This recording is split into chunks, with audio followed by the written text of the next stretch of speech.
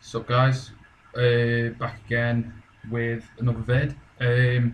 This one is, I was going to talk about my current lists for my Chaos Marines using the new Crimson Slaughter Codex supplement. So I was going to go through my list, my general tactics, and then see what you guys thought. This list is 1850, so it's legal for pretty much most tournaments, I think, and it's generally the size me and my mates play. And it's just at the right level where I've got 150 points to play around with. I want to bump it up to 2k, and there's units that I can drop easily to drop it down to 1500 if I need to. I'll start off with the HQs. So my first choice is my Chaos Lord, which I've given a bike, a Mark of Nurgle, a Sigil of Corruption, the Blade of the Relentless, Demon Heart, and Slaughter's Horns. He comes in at 200 points, and I think as a basic HQ, he's pretty ferocious. He's coming in on a bike, so he's moving 12 inches a turn. He's got his turbo boost. He's agile, so he can get around, be charging units if I need. His job is going to be combat. Find the biggest, scariest thing I can find and throw him at it. One of the key things I need to remember though is he's got the Blade of the Relentless, which gets more powerful with the more kills he has. So I need to throw him at something weak, hopefully turn 1 or 2. So by the time he gets into these charges, turn 3 onwards, he's starting to do the damage. His basic stat line on the Chaos Marines, he's coming in at basic Lord, coming in at weapon skill 6, ballistic skill 5, strength 4. He's toughness 6, +1 for his bike, +1 for the Mark of Nurgle. He's got 3 wounds, initiative 5, 3 attacks. He's got 4 for 2 hand weapons because he's got the Blade of the Relentless. Off the top of my head, isn't a specialist weapon, but I will check.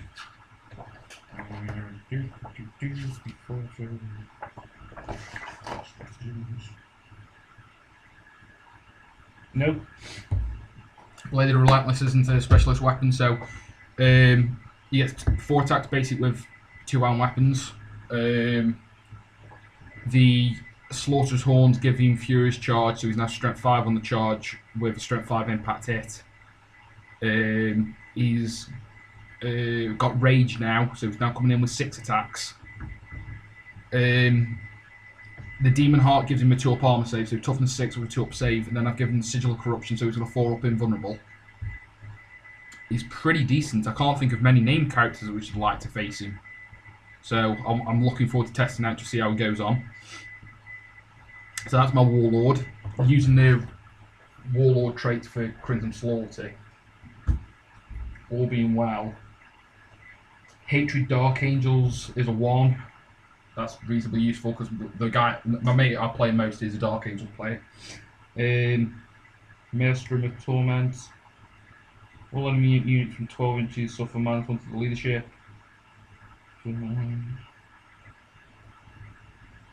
All units within 12 inches of the Warlord suffer a -2 leadership penalty to any fear test they are required to take. That goes in with the Harbingers of Torment. All Crimson Slaughter models cause fear, but because most of the guys I played are Space Marines, it doesn't really matter because you ignore it.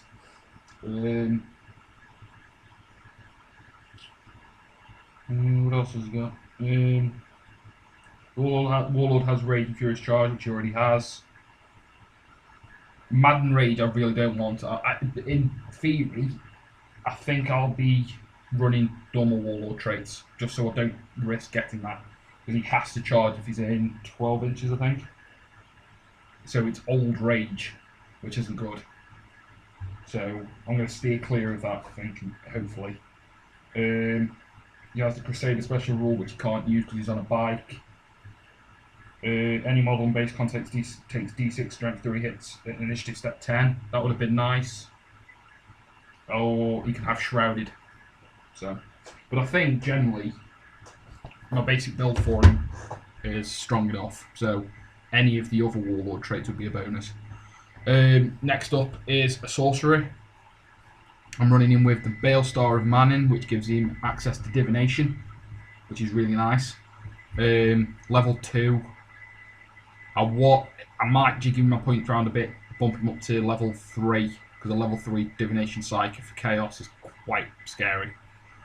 He comes on a bike, comes with a force axe, he's 130 points. I didn't want to give him a mark, because you have to take one of your spells you take have to be there from that mark. So Nurgle has to take Nurgle, Slash has to take Slash, and I didn't want to limit him like that.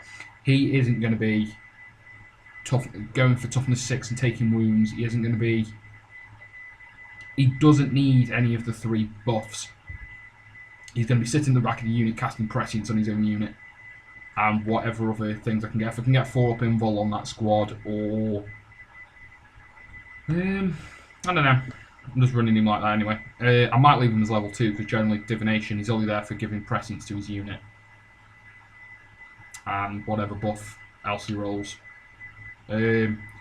Next up is the unit that goes with those 2 characters because they're going together. They're going to go with 5 bikers, Mark of Nurgle, and they're going to have a melter gun and a plasma gun for 165 points. I was thinking of giving them 2 melter guns, but I think having a mix of the 2, if they get into combat, they're all Furious Charge passes on, so they're all strength 5 on the charge, so they can start damaging tanks. The plasma gun's reasonably strong against tanks, and better if I ever come up against heavy infantry like Terminators. The Mark of Nurgle is the big thing because it gives them toughness 6, so that entire unit in general is going to be hard to wound. And the Chaos Lord's out in front, he's going to be tanking with his 2-up save, so all being well. Right, then on to my trip choices. I've got a 20-man squad of Chaos Marines with Melter Gun, a Flamer, a Mark of Vengeance, Mark of Corn, Bolt Pistol, Close Combat Weapon. That's 350 points, and they're fearless. The Flame is useful against infantry. The Melter Gun's there if I need to take a tank. I haven't given the Sergeant any upgrades because the whole challenging rules scuppers him. He gets dragged out of combat, so he doesn't benefit from lots of it, having a power axe generally. That squad, for Chaos Marines, the big advantage is big blobs of 3-up armor saves. My army, my next troop choice is that again. So 40 Chaos Marines running around. They're wanting to get into combat because they've got Mark of Corn, so they're all coming in with 4 attacks each. It's pretty ferocious. I was tempted to give him. I might, thinking about it, swap Mark of Vengeance for the not the Mark, the Icon of Vengeance for the Icon of Wrath, which gives them Furious Charge and Fleet basically because they reroll charge distances. I'm contemplating it. The Icon of Vengeance was there so they don't risk running off. But I'm thinking if I get him into combat, whatever they're fighting, I doubt we'll lose. Weight of attacks, fighting Space Marines. It's one of those things which I'm going to have to test. I might balance it out and give them the Icon of Wrath in the end. So they're all going in at strength 5 on a turn of charge. That could be quite scary. Right then, so as I said, there's 2 squads like that. And the next squad is 32 cultists with 3 flamers. This is there to just sit. I've got an Aegis defense line in there with a quad gun there just to sit there and hold my home objective. There's no other job for them. At 150 points, that's really good. So they're there just to sit at the back. They're going to be blobbed around my next choice, which is my 5 Havocs with 4 Lasgan and Mark of Nurgle. Toughness 5 to help them survive shooting, and 4 las cannons for my anti-tank. I think that's a pretty... For defending my home base, I think 30 cultists and the Havocs will do a good job. They'll have the Chaos Marines there if anything scary gets up close. And whatever's coming from my home objective is going to have to get through the 40 Chaos Marines and my Lord and my bike squad. So I don't think I have to worry about any objectives in my deployment zone being taken generally. My last choice is my Raptors. I've brought 10 Raptors, Icon of Wrath, so they're all getting Furious Charge and re-roll and charge distances. Mark of Corn and 2 Melter Guns. Again, Raptors coming in with 4 attacks each, now strength 5, which because they'll be generally getting the charge. Icon of Wrath. The Icon of Wrath's there with being able to re-roll charge distances and being able to use your jump pack as for rolling charge. I think that's the way to go. I was again tempted to take the Icon of Vengeance, but I don't think they need it. Because all they need to do, it's the same as the Chaos Space. It's the same as the Space Marine squads.